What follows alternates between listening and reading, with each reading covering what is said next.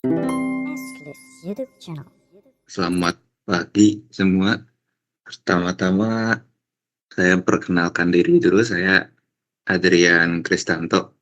Untuk ILM pada pagi hari ini, saya akan membawa presentasinya ini mengenai emotional intelligence dan self-awareness. Oke, sebelumnya kita memahami dulu apa itu sebenarnya emotional intelligence.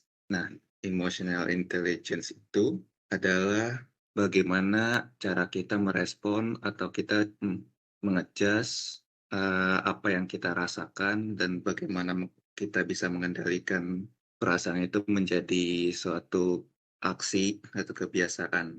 Nah, self-awareness itu adalah salah satu komponen dari emotional intelligence. Yang kita akan bahas nanti adalah emotional intelligence dan self-awareness. Tapi sebelumnya kita akan perlu menjelaskan emotional intelligence itu bukan hanya self-awareness. Nah, jadi ini memiliki 4 komponen. Yang pertama, self-awareness, self-management, social awareness, dan relationship management. Nah, self-awareness itu yang akan kita lebih fokus pada hari ini tentang memahami emosi dan kebiasaan yang kita lakukan. Ini akan lebih fokus ke kenapa kita melakukan suatu hal. Nah, untuk yang self-management ini adalah cara kita mengendalikan ketika kita sudah mengetahui apa emosi dan aksi yang kita lakukan, sudah mengerti kenapa dan bagaimana itu bisa terjadi. Sehingga kita lebih bisa mengkontrol atau mengendalikan apa yang akan kita lakukan di situasi tertentu. Untuk social awareness ini lebih ke bagaimana cara kita memandang orang lain atau cara kita memahami apa yang orang lain lakukan. Nah, untuk relationship management ini cara kita menjalin hubungan dengan orang lain setelah kita mengetahui emosi yang kita rasakan apa. Nah, untuk kali ini kita lebih fokus ke self-awareness karena untuk self-management, social awareness, dan relationship management ini adalah suatu hal yang perlu yang hanya bisa dilakukan ketika kita itu sudah memahami kita sendiri itu seperti apa. Nah, jadi kita akan lebih dalam mengenai self-awareness. Nah, untuk self-awareness sendiri untuk orang yang memiliki self-awareness, biasanya akan ada pengembangan dari 4 hal ini. Nah, kalau dilihat dari 4 hal yang ini kan lebih mirip-mirip dengan yang komponen 4 tadi. Nah, untuk ini ada decision making, personal growth, self-regulation, and relationship. Yang pertama ada di bagian decision making. Nah, untuk decision making ini kenapa dengan memiliki self awareness ini kita jadi lebih bisa membuat decision making, lebih bisa menentukan sesuatu. Dalam decision making kalau kita mempunyai self awareness ini kita bisa mempelajari atau mengetahui sebenarnya bias ini lebih ke kebiasaan kita ini sebenarnya seperti apa. Dengan mengetahui kebiasaan kita, kita jadi lebih tahu bagaimana cara kita itu melakukan sesuatu atau kenapa kita melakukan sesuatu. Yang kedua adalah mengetahui pengalaman-pengalaman kita sebelumnya. Ini tidak tidak terbatas dengan yang bagus atau yang jelek aja. Ini dua-duanya. Jadi dalam pengalaman kita sebelum itu yang bagus apa, yang jelek apa. Jadi kalau yang bagus kita akan terus kembangin, kalau yang jelek akan berusaha dihindari. Nah, kedua ini penting dalam melakukan decision making, yaitu mengetahui kita seperti apa dan mengetahui pengalaman kita sebelumnya, yang akhirnya itu nanti menjadi poin ketiga, sehingga kita itu tidak membuat keputusan secara langsung. Jadi kita ada pemikiran dulu kenapa kita melakukan ini dan apakah memang perlu. Contohnya kalau orang yang suka beli-beli barang tanpa mikir kalau udah mengerti dia sifatnya seperti itu, ya nanti jadi bisa memikirkan ulang, apa benar emang perlu membeli barang ini. Contohnya seperti itu. Untuk yang kedua adalah personal growth. Personal growth ini lebih ke, mengetahui sisi baik dan sisi buruknya kita. Nah, ini sama seperti tadi, awal-awal kita perlu tahu dulu kita ini orangnya seperti apa, sehingga tahu nanti kita itu cara mengembangkan dirinya bagaimana, dengan mengetahui sisi kita yang baik dan sisi kita yang buruk. Ini seperti yang jelaskan tadi di decision making, jadi kita setelah mengetahui ini, kita bisa mempelajari dari sisi kita yang buruk ini apa yang bisa dikembangkan, atau apakah bisa dihindari sehingga tidak mempengaruhi, eee, kinerja kita dalam kerja misalnya. Yang ketiga adalah self regulation. Ini lebih ke dari cara kita mengontrol emosi atau mengontrol hal-hal yang kita lakukan dalam hal sehari-hari atau hal dalam kerja. Ini manage impulse based on emotion ini maksudnya, ketika kita mengalami suatu emosi atau sebenarnya negatif ya bisa gugup, bisa sedih, bisa bahagia. Nah, kita ini tetap bisa menjaga, eee, apa, menjaga diri kita supaya tidak bisa supaya tidak bisa, supaya lebih bisa mengkontrol apa yang kita lakukan. Nah, dalam hal ini nanti lanjut ke poin 2 yaitu stress management. Stress management ini lebih mempelajari bagaimana cara kita menghadapi stres.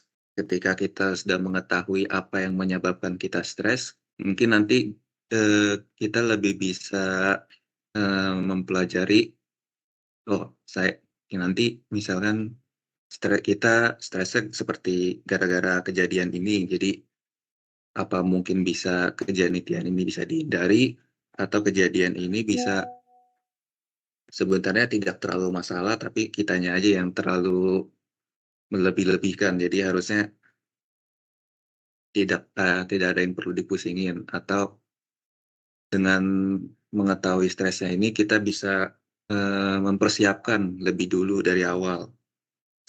Kalau nanti sempat kejadian udah ada planning-nya, atau cara yang paling biasa dilakukan orang adalah menenangkan diri dulu, karena orang yang stres itu kadang-kadang tidak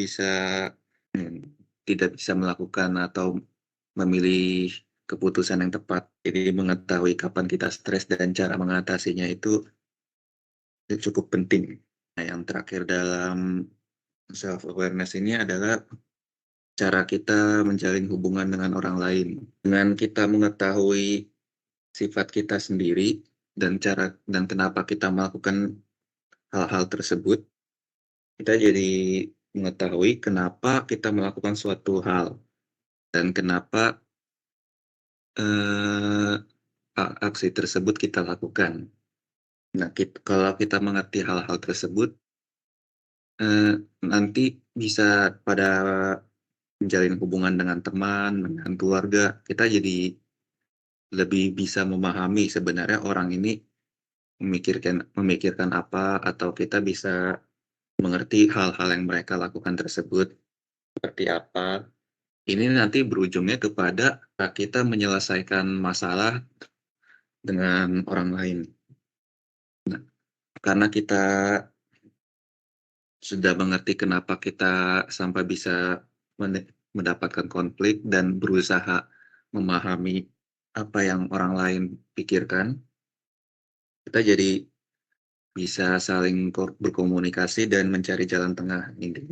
Intinya untuk semua pihak itu sama-sama enak kalau dalam mengatasi konflik. Nah, dari yang dijelaskan tadi itu kita lebih fokusnya ke apa itu emotional intelligence dan self awareness ini sisi baiknya apa memiliki setelah kita bisa memahami apa apa diri kita ini dan cara mengatasinya. Nah, sekarang kita akan lebih fokus ke bagaimana cara kita mengembangkan mengembangkan emotional intelligence dan self awareness. Nah, ini nggak ngurut seperti tadi, ini lebih ke per poin. Tapi untuk per poin ini nanti saling berhubungan untuk 1 sampai 3. Nah, untuk yang poin pertama ini, mengerti dulu kenapa kita melakukan suatu hal. Nah, ini hal yang penting karena kadang-kadang itu kita melakukan sesuatu, tapi kita tuh tidak mengerti kenapa. Jadi untuk ini kita perlu sadar diri dulu kenapa kita melakukan sesuatu. Nah, yang kedua adalah merefleksi diri. Jadi apakah yang kita lakukan itu suatu yang baik atau suatu yang buruk? Nah, kalau untuk suatu yang buruk, kita lanjut yang di poin ketiga itu kita mencari tahu apa yang menyebabkan kita melakukan suatu hal itu. Nah, ini ada contohnya, misalkan kalau di rumah atau di tempat kerja ada orang yang misalkan kita lagi santai-santai di meja, tiba-tiba ada orang mmm, kayak ngelempar barang atau suatu, kayak bisa pensil, bisa kabel, habis itu dia langsung pergi aja. Mung nah, mungkin tiba-tiba kesal gitu ngeliatinnya. Nah, apakah kesal itu hal yang positif atau negatif, kita perlu cari dulu, kenapa kita melakukan hal tersebut. Maksudnya kenapa kita bisa kesel ngeliatin orang ngelempar barang sesuatu. Apakah nggak suka sama orangnya, atau sebenarnya nggak suka suatu barang tuh dilempar asal-asalan, pengennya rapi. Jadi yang di poin ketiga ini intinya kita mengetahui kan sebenarnya kenapa sih bisa sampai kesal. Nah, untuk yang poin 4 ini lebih ke ekstra aja, ini lebih kita perlu memahami kalau emosi yang kita rasakan itu bisa berhubungan dengan apa yang kita alami secara fisik. Misalkan orang yang gugup itu lebih banyak berkeringat, atau orang yang lagi tegang itu detak jantungnya berdebar lebih kencang. Nah, ini untuk hal yang lebih mengetahui aja kalau emosi yang kita rasakan itu bisa kita kenali dengan respon tubuh kita seperti apa. Nah, yang kelima ini hal yang penting juga, ini kita perlu mencari rekan atau teman untuk kita tanya-tanyakan sebenarnya kita kita ini sebagai kalau kalau melakukan aktivitas sehari-hari atau adakah sifat yang nyebelin. Nah, biasanya teman atau keluarga ini lebih bisa nunjukin ke kita. Nah, kenapa mereka bisa lebih nunjukin nih? Karena ini lebih kepada perspektif kitanya sendiri sih. Aja menurut kita itu apa yang kita lakukan ini normal. Jadi tidak perlu diperbaiki atau tidak perlu dikembangkan. Sementara orang-orang itu udah nunjukin hal yang ini nih sebenarnya nggak normal. Nah, kita perlu tahu hal itu. Ya, jadi feedback dari orang-orang lain ini penting untuk kita bisa mendevelop self awareness, dan yang akan lanjutnya itu ke mempelajari diri sendiri dan kapan kita melakukan itu, trigger-nya apa. Oke, untuk emotional intelligence dan self awareness sampai di sini. Oke, saya tambahin dulu ya. Memang ketika kita menghadapi suatu mungkin istilahnya stimulus gitu ya. Ada sesuatu yang menghampiri kita, baik itu mengesalkan ya atau mengagetkan, biasanya memang itu akan ada suatu respon ya. Itu yang wajar lah begitu ya. Dan biasanya memang kalau yang datang itu badai gitu ya atau sesuatu yang sangat kritikal, itu membuat manusia itu salah merespon ya, kemungkinan begitu. Nah, memang ini teknik-teknik yang disampaikan Adrian ini sangat baik ya untuk kita ingat-ingat bahwa impulse decision itu kadang bisa membuat situasi makin lebih buruk gitu ya. Sehingga ada satu teori ya, yang mungkin dulu di beberapa kesempatan yang lalu saya pernah sampaikan ini ya, nggak apa-apa saya ulangi lagi, yang dikemukakan oleh Edward de Bono ya. Edward de Bono, dia memakai ilustrasi ada 6 thinking hats ya. Ada 6 topi yang perlu kita kaji, kita proses ya di dalam diri kita sebelum kita mengambil keputusan ya atau merespon stimulus tadi ya, yang entah itu mengagetkan ya, menyebalkan, membuat kesel ya, membuat emosi dan lain-lain gitu ya. Nah, ini menarik ya. Yang disampaikan Edward de Bono ialah 6 topi ini harus diproses bersamaan ya. Makanya ada istilah lateral thinking ya, berpikir secara lateral. Jadi bukannya ini diprosesnya nanti-nanti gitu ya, tapi pada kejadian itu mari kita memandang suatu situasi dengan 6 cara berpikir ya. Yang pertama ialah topi warna putih ya, yaitu mengenai fakta. Ini kejadiannya apa ya. Jadi otak kita memikirkan kejadiannya apa, siapa yang melakukan, tapi tidak memikir yang lain, hanya itu ya. Topi warna putih, yaitu mengumpulkan fakta ya. Teman-teman boleh sambil browsing ya ke Google, tulis saya 6 Thinking Hats gitu ya. Kemudian ada topi warna kuning, itu dalam situasi yang sangat membuat kita galau tersebut ya, kita mesti punya suatu harapan, optimisme, dan positive thinking. Ya, kira-kira dari situasi yang membuat kita bermasalah itu tanda petik, ya, kira-kira ada benefit apa yang bisa kita dapatkan? Ya, nah ini yang tidak semua orang mampu melakukannya ya.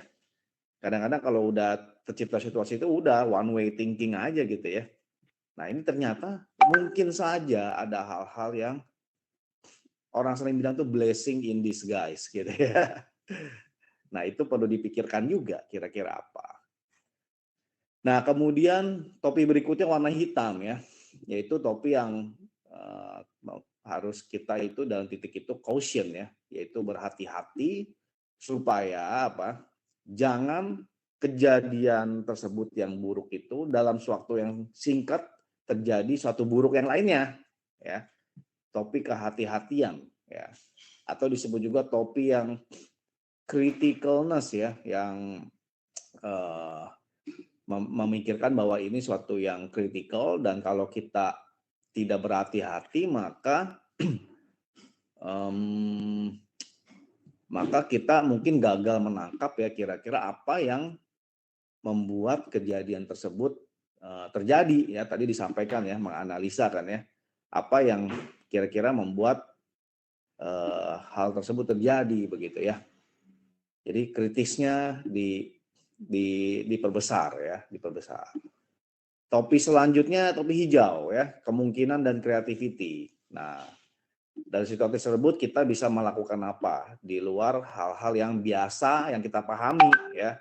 Ada yang bilang think out of the box in a second gitu ya. Jadi berpikir secara lebih kreatif atas situasi yang menimpa kita tersebut, bagaimana menanganinya gitu ya. Kemudian topi biru, mereview proses berpikir ya.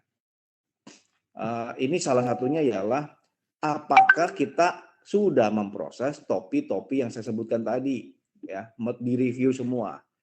Jangan-jangan ada topi yang ketinggalan, yaitu misalnya ada fakta yang tidak kita kumpulkan secara lengkap gitu ya. Nah, itu topi biru yang berproses di dalam diri kita ya.